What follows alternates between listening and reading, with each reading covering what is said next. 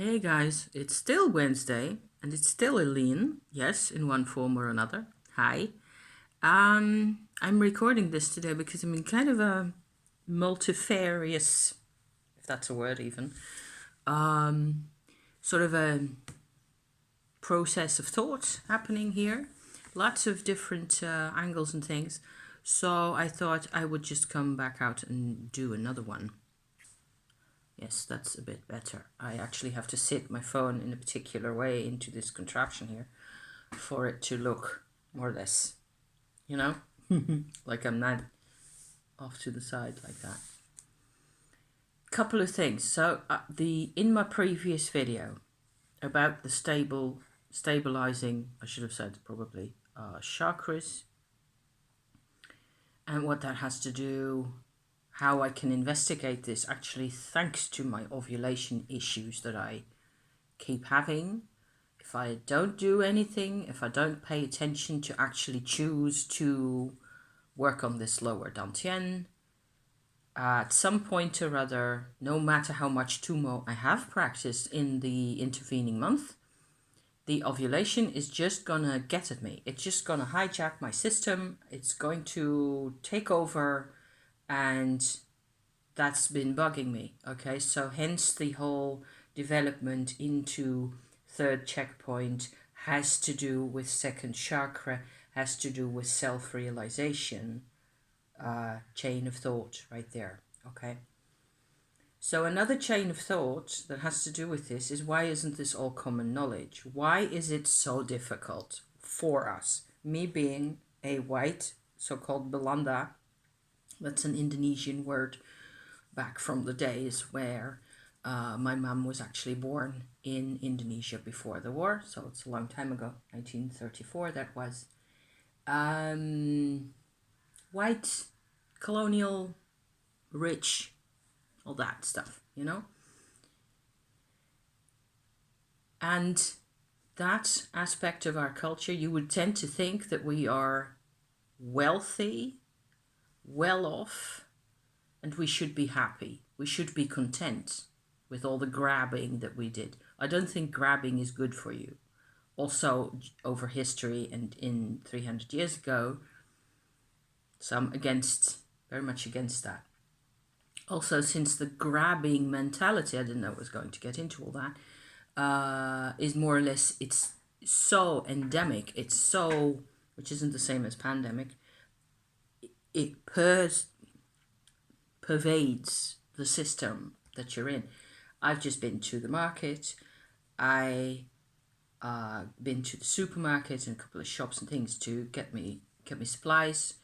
I need very basic things. Okay, I run into the endemic grabbing, cheap mentality, whatever you want to call it. You can call it so many things. At each angle, at each moment, there's something going on. My husband wanted me to bring him some instant soup that he can just stir in with a bit of hot water at the office and have a drinky with his, end of the afternoon snack or something. I have to check each of those types that they have for chemicals, for flavor enhancers and that kind of stuff, because they're bad for you. And there's some types that I just don't want to have in my food. I know that if I eat that kind of stuff myself, that has, I don't know, the maltodextrin, if that's something that reminds you of anything, monosodium glutamate is the worst for me. I have issues. I get really weird. It's like really weird. I never have to explain. The same with sugar replacement kind of foodstuffs, you know. The thing is, it's not necessarily, it's the chemistry I don't much like. I'd prefer to have straight off food, you know. I'd much rather have him have soup in a can that he takes with him. But that's not a possibility. He doesn't have the option to heat it up, and it's going to be messy. And no. So instant things are really quite practical, but there's a lot of stuff that goes into it that also doesn't necessarily have to go in there. So with all the processed foods, I try to be really careful. It's just one instance where plastic is everywhere and it drives me nuts. The more I'm aware of it, the more I try to buy the things that are least full of plastic, everywhere at each moment. So there's that. But that's just a teeny tiny complaint that I have as a rich, post-colonial, wealthy, people who have nothing to complain about, really. I don't have anything to complain about. And I was doing it because it bothers me with the climate and the levels of everything that's going on in the world. I'm not the only one who's scared for the future, and I don't want this planet to be ruined. And there's so many possibilities of redeeming ourselves and redeeming our ecosystems and our economy as well as our ecosystems. But all I really can do is make my videos about the only thing that I am getting actually more and more proficient at and more able to. This is what I can do. Okay, so this is what I'm doing. If you're new here, welcome to all the weird things, and welcome to change, I suppose. Because my life is not the same one day to the next, ever, but I'm not the only one in that kind of a situation. So navigating change is good. Most of the times, if you just have enough juice in your system, you just gotta have fuel in there to keep you going, to also. One other reason I want to come out here now with this is I have thoughts, okay, but I also notice again and again doing my shopping and getting back here and making my coffee and thinking about what I want to say to you. I just notice how much better I feel compared to when I woke up. I did that. I took no pills, no painkillers, no nothing, because I don't really have any pain. So lucky me, right? I had a coffee, I had tea before, and a little slice of bread. I eat normally with what works for me, I eat.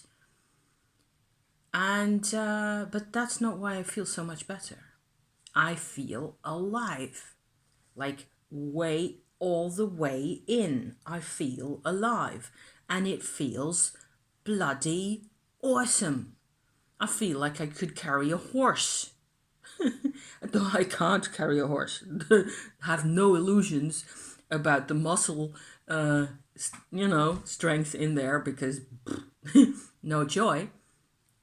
But I feel good, okay? So I feel like anything that I could do,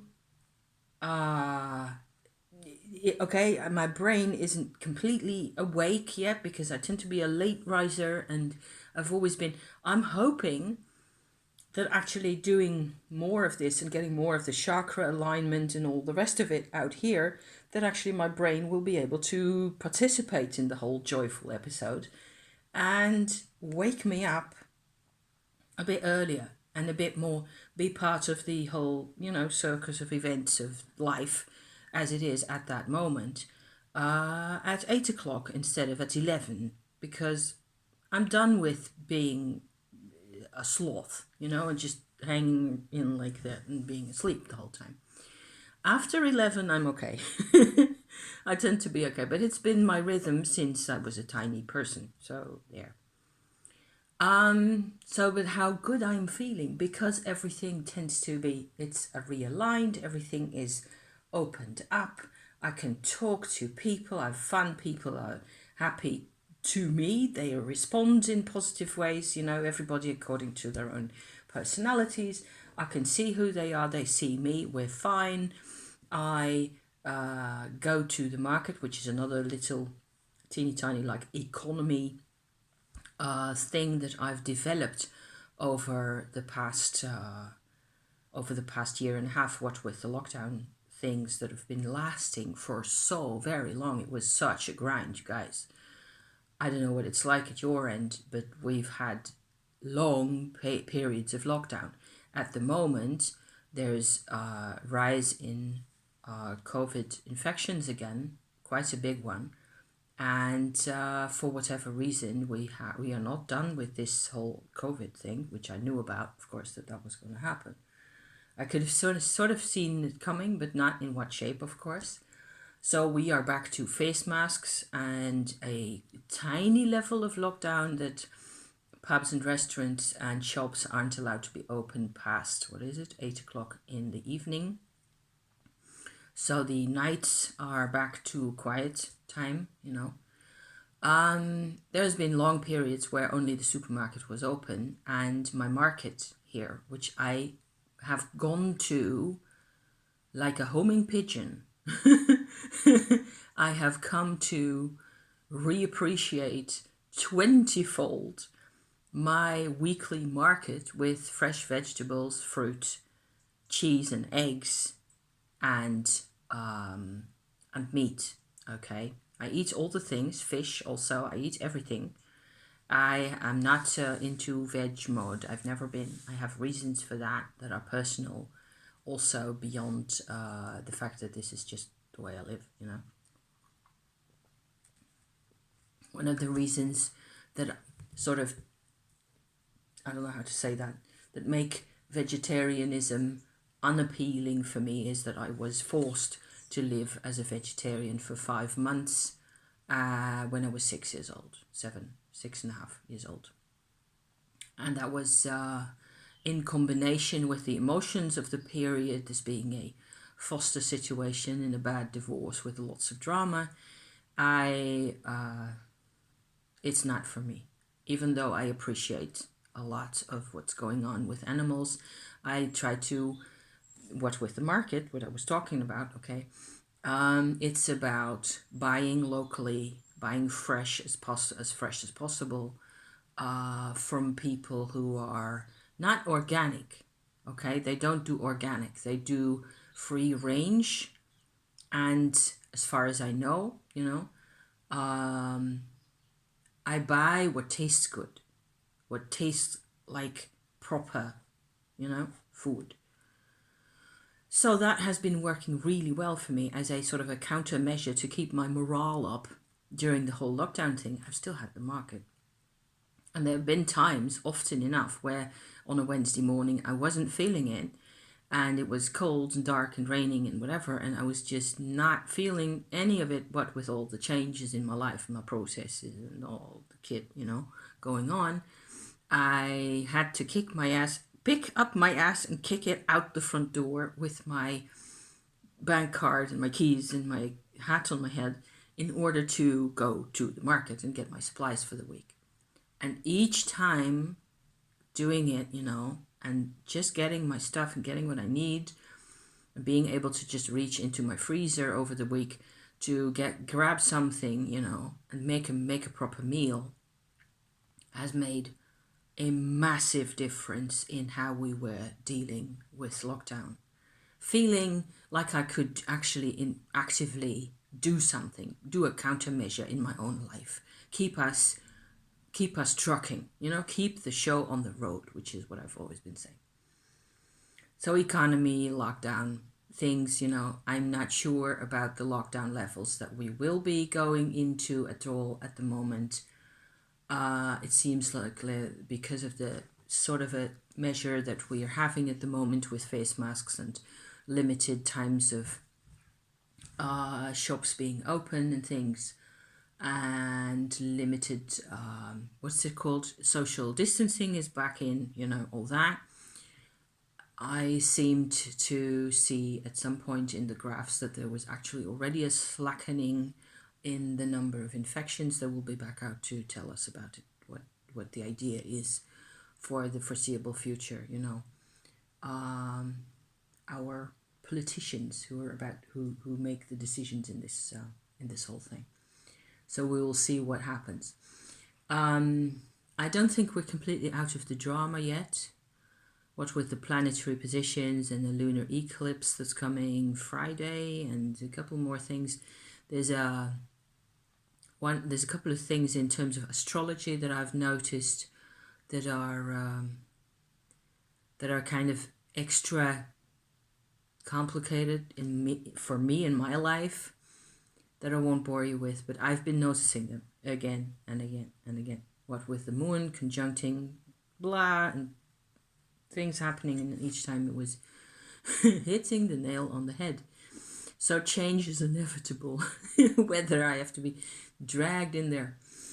So one thing I always tend to want during the winter time, especially towards, so from early October over through to Christmas, really, I have a phase where I am much more interested either in family tree research, which I've done lots of over the years and I'm kind of done with at the moment. The other thing I tend to really feel is important to me in that stage of the year, of the season, is things having to do with witchcraft. So that means buying books, also often secondhand. I got a book that has lots of very 70s photographs of covens and people doing rituals and they're butt naked kind of stuff, and it's funny, you know, and it has pictures of devils and demons in it, and it's entertaining in a way. What I'm always looking for now in those kinds of things, especially in the witches' Sabbath imagery and that kind of thing, you know, very often all that kind of imagery is fantasy, okay? Also later, what am I saying? Like etchings and drawings that were made in centuries past, they weren't made from experience, okay? I believe that if there were ever such covens, they didn't necessarily behave in this way, which is something that a lot of people are doubtful about. They're images, okay? It's an image, it represents something about naked women sitting on a broomstick with a cat on either end and howling off into the blizzard, you know, off to the Sabbath to have carnal things going on with Satan and all that fun stuff. So I'm looking for Kundalini Shakti type imagery in all that.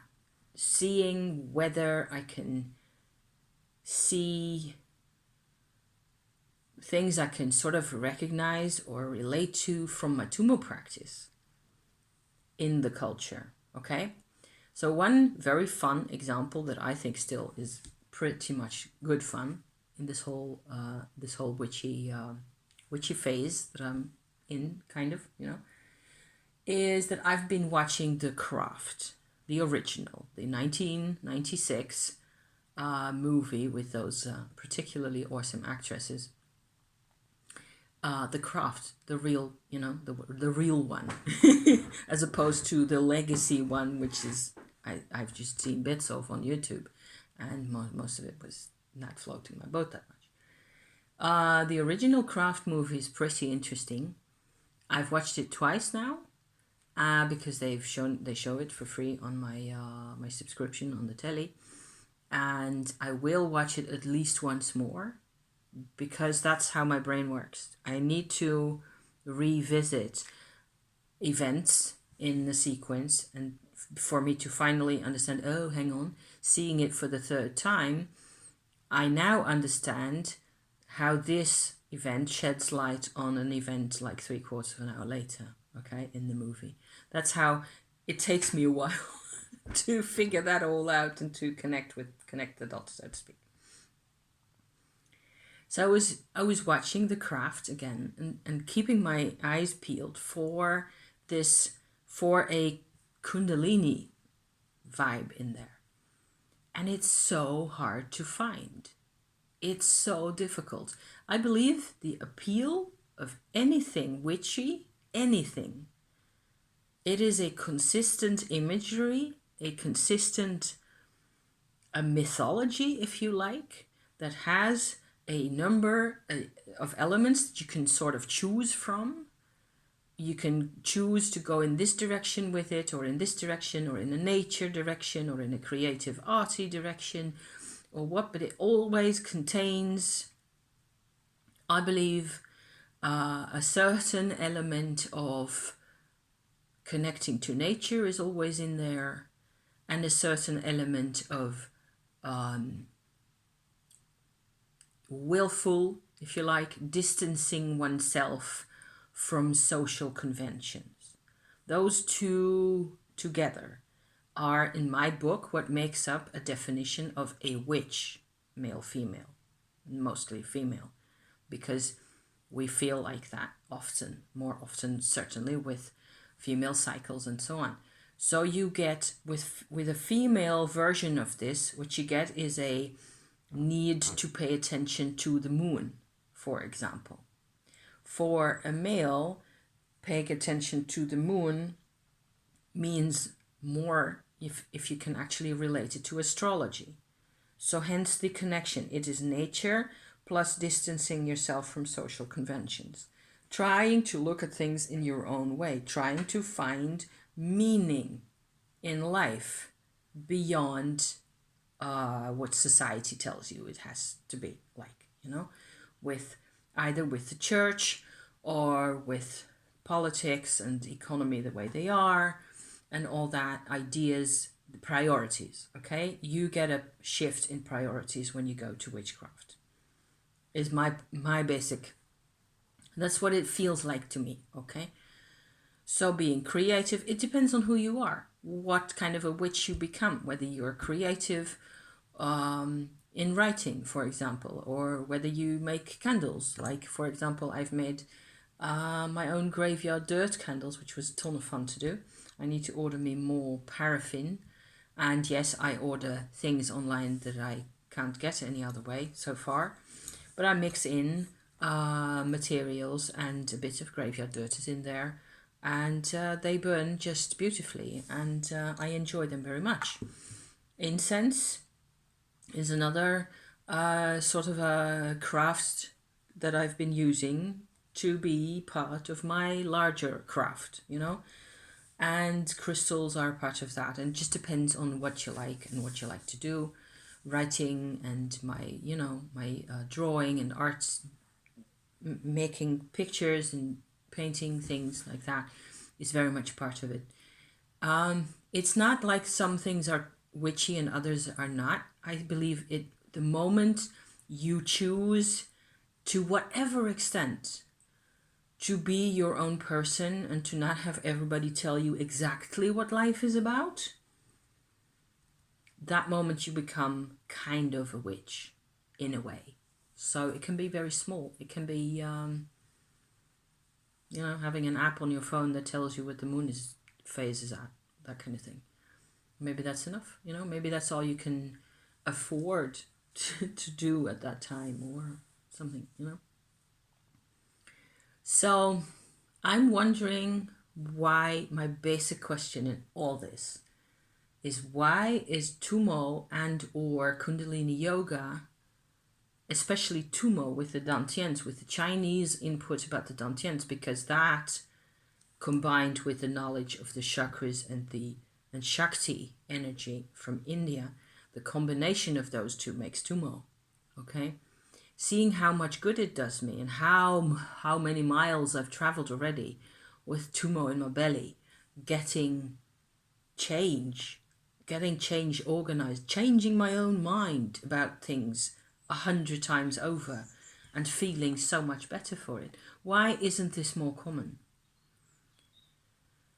And in the West, so I can only speak for Christian European culture, if that's even a thing, okay?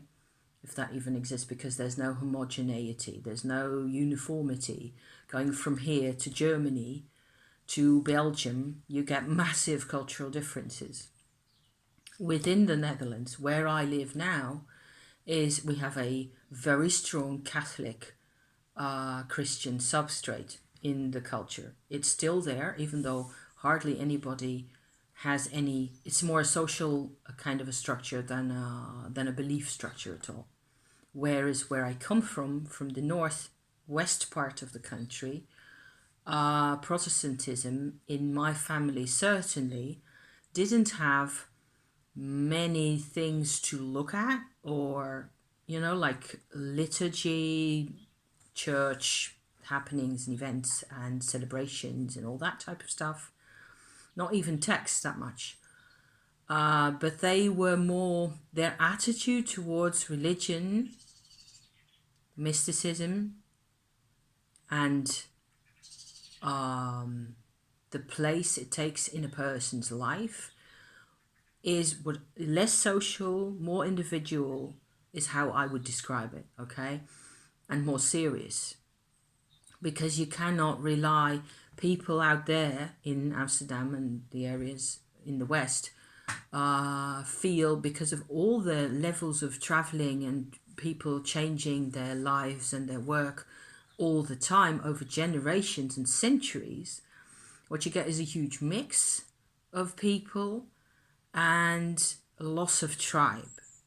Whereas here, where I am now in the south, with the Catholic society that we still live in, and it has different types of events and celebrations and things, it's a tribal kind of an energy to it that just keeps things as they are. The same thing applies to the Northwest, where people don't have this tribe connection anymore, and they feel it, and they hurt because of it, because people need tribe. They go do other things instead. So they go to try to be, they have a very different attitude towards business, towards work. They tend to be complete workaholics in my book anyway, which is why I live here, because it's a bit quieter, there's a bit more nature, it's a bit easier going, not that hellfire 24/7 level of ambition that people are throwing around all the time in the West. It's a nightmare. If I spend 24 hours back out there, I don't know what I'm doing anymore. I just feel so useless and my vibes are lost. So there. What has all this got to do with Kundalini? My take on Kundalini is that, am I already 30? No, it's 27. Okay. I don't want to make those endless long videos, but never mind. My take on Kundalini and Shakti is that it's a natural phenomenon. Okay? It just happens to be the case that if we ever had names in Western Europe, or in Europe as a continent, going all the way to Russia and Finland and Turkey and the whole of the subcontinent, the European subcontinent, okay? Supposing we ever had names for this Shakti force, they were lost a long, long time ago. But it's still a natural phenomenon. It's still there. And you call it Shakti because it's the only word that you've got, really. Just a few thoughts, you guys, today. I don't know. I just feel like I'm raking together all these thoughts that I've been having for months on end and just putting them all into this little video here. So hopefully maybe, maybe you disagree with me and you've got other viewpoints, and I'd love to hear about that. Certainly.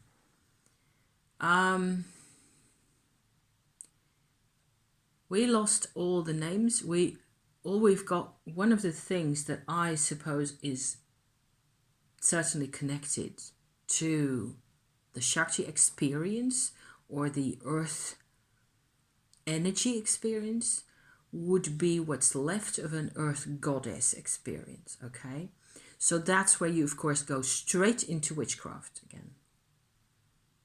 And so I was kind of grinning to myself that coming back to the Craft movie, the fact that those four witches in their high school environment and what they're doing together with their pretty advanced levels of intel that they can get at, in that situation, in the what's supposed to portray the late 80s or something.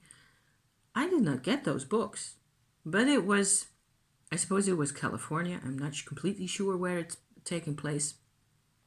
They had one pretty cool bookshop that actually carried the lot about the invocation of the spirit and all that. That's not bad. I didn't have those books where I was at, but I picked up some things, you know. The fact that makes me smile is the fact that they're using this Manon figure, who's not really a figure, it's a force, as a centerpiece for their operations. And he's male. He's supposed to be male. I suppose they chose that. It's actually really well thought out. Most of it, most of the craft elements, the witchcraft elements in the movie are pretty solid research, you know, got into them. I suppose they did not choose a female goddess figure because that would have gone beyond the scope of what they were comfortable with showing the people of the world. It's supposed to still be entertainment. It's supposed to be harmless. You're not supposed to believe any of this stuff. Okay? So the disbelief, it's like disbelief was injected purposefully and consciously into the whole story there with those people, with those girls, to keep it fictional, to make sure that you and I would pick up on this is fiction. It's not supposed to be real. If you make it into a goddess figure, it becomes way too real. The consequences of, oh, no, can't face that, you know?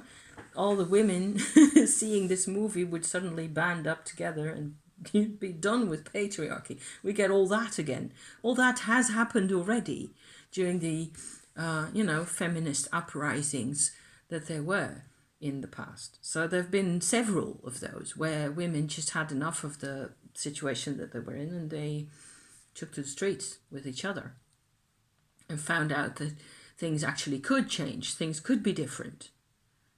So Manon, hence Manon, okay? Hence Manon is some kind of a lightning-y kind of a demon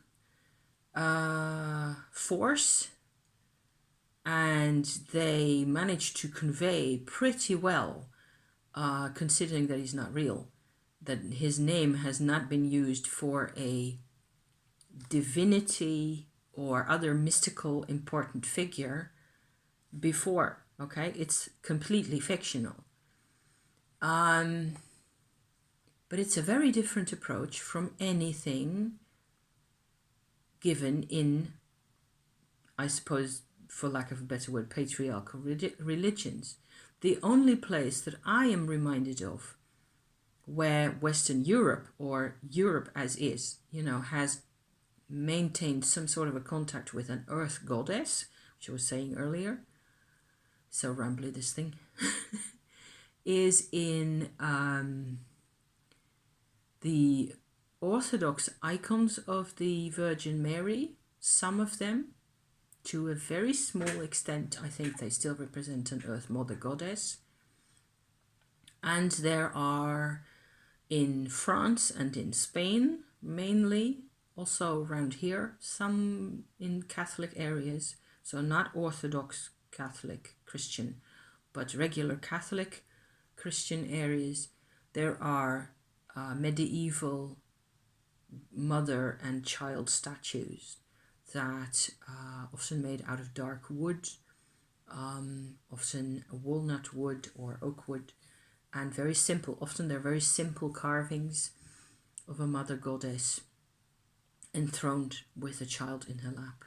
And they're often very symmetrical, with big hands and big eyes staring forward, and the child is sitting in her lap similarly, staring forward. And sometimes they have halos, like saint halos, and sometimes they're robed and with even actual clothes being sewn for them to be, where the kiddo's head sticks out of the robe in front like that. It's kind of funny sometimes. Embroidered and with pearls and decorated with jewelry and stuff, and crowned and so on and so forth. The important part is always the wooden Earth Mother statue, and that the presence of such a statue in a particular location.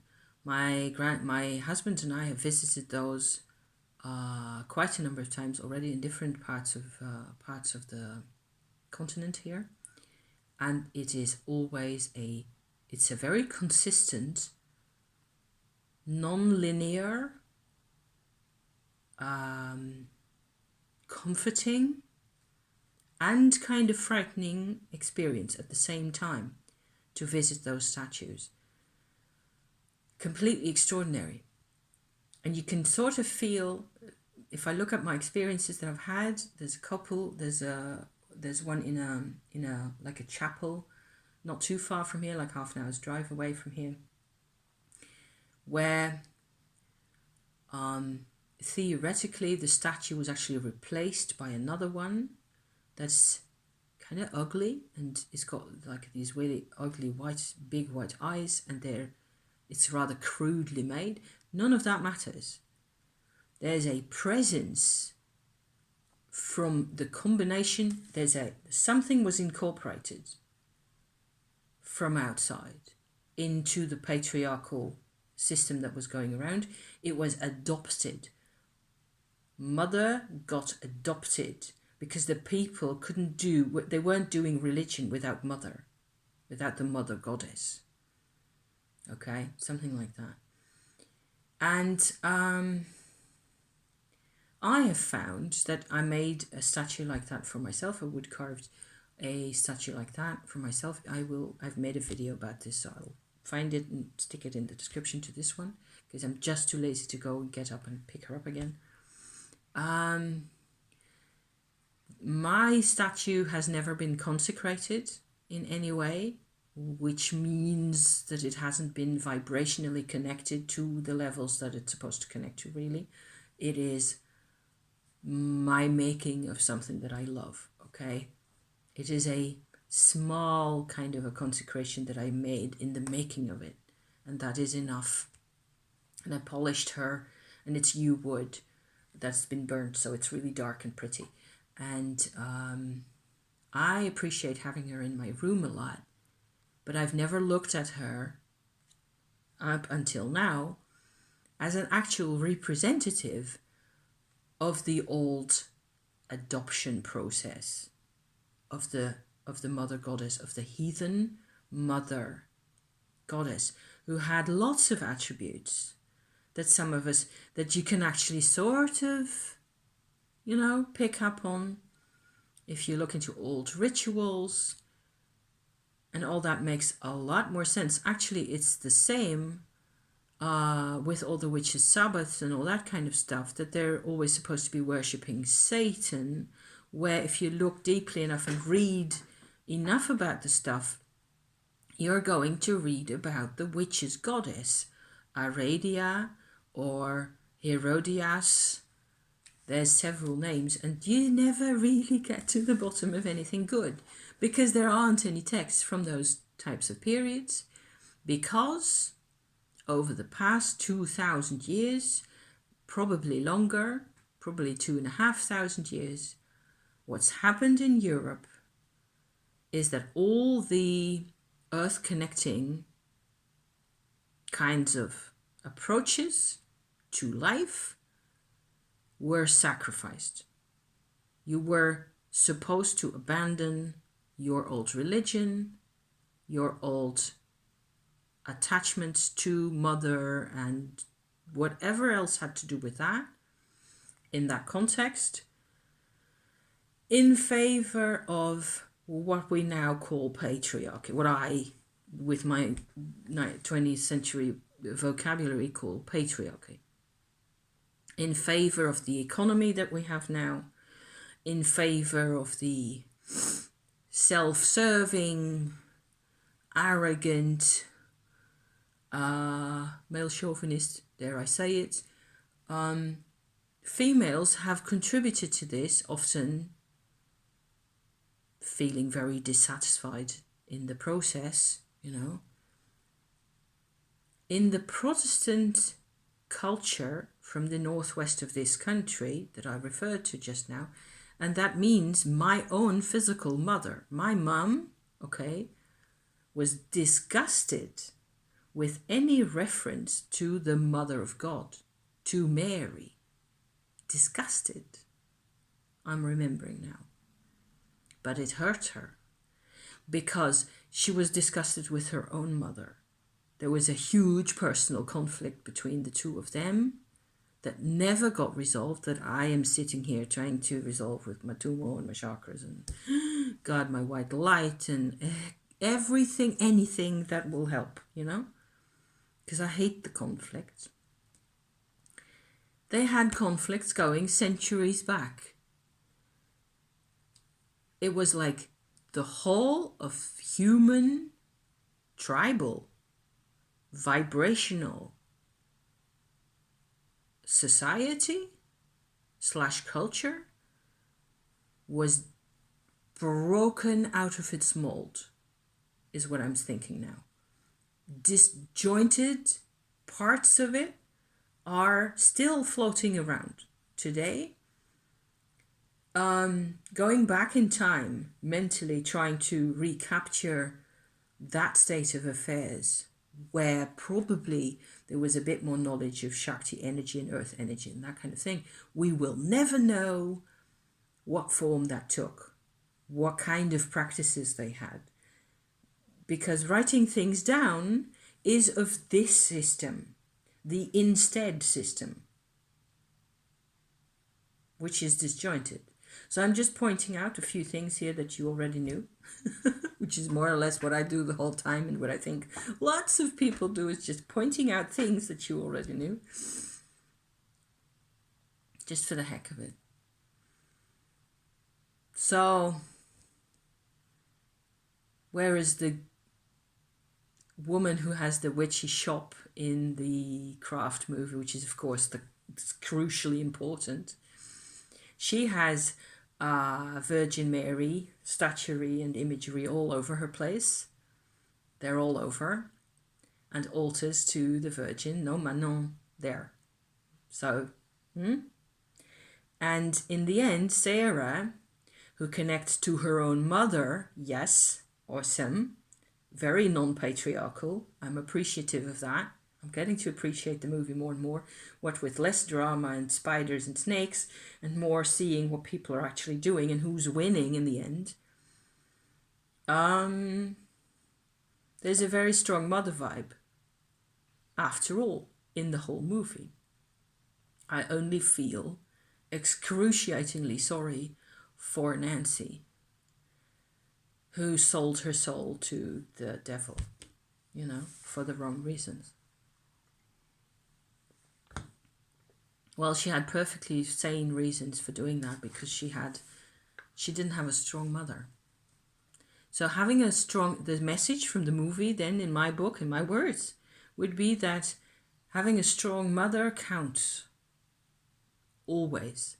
If you need it, if you reach into yourself, as Sarah's mum tells her from a photograph, you know, when Sarah's deep in despair with all the witches coming for her blood, you know.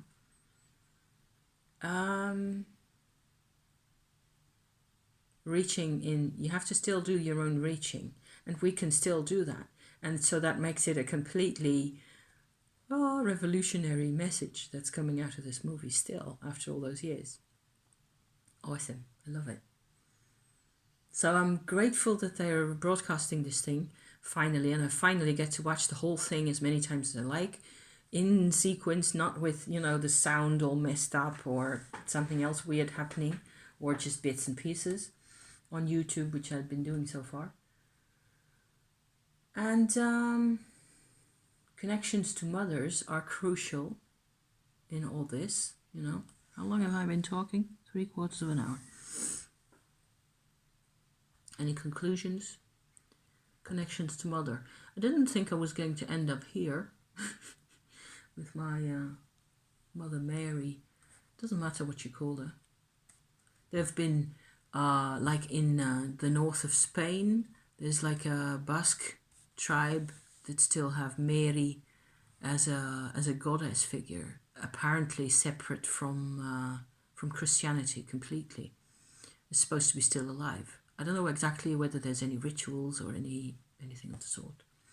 Certainly in this country where I live, the adoption of the Dark Virgin Mother into Christianity, where by means of these statues and all that, is all we've left. It's the only thing we've left. There's very little real nature connection there. You just have to feel it out for yourself. I like visiting those shrines a great deal.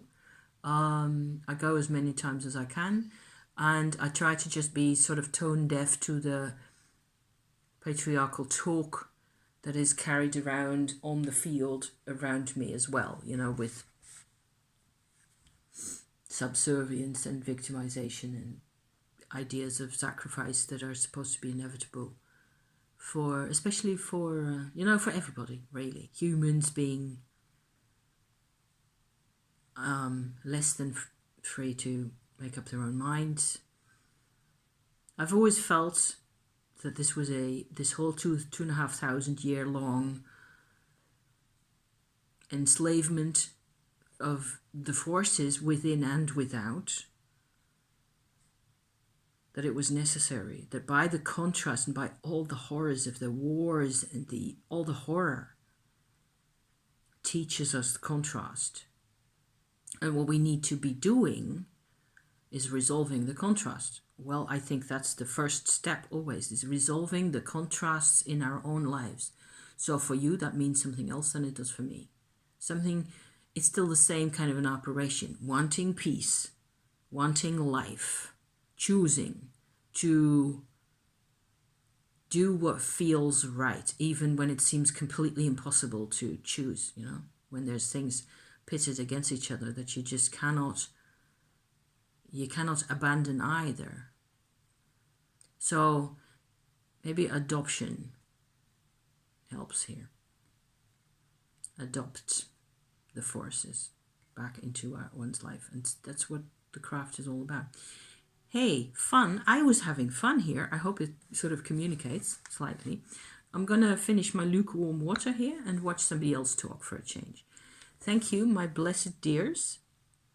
I hope the blessing of all the mothers is with you, wherever you are. If I could make that happen, then there it is. All the mothers. And let's look after our own mothers, okay? Because we're here. This is where it's supposed to happen, all of this stuff. There's so much more I could talk about. Reel it in here. Before I get carried away into a whole new train of thought, I will probably upload this tomorrow or Friday or so. And then we'll be done for the week, okay? Thank you so much for watching, my dears. See you next time, okay? Ciao for now.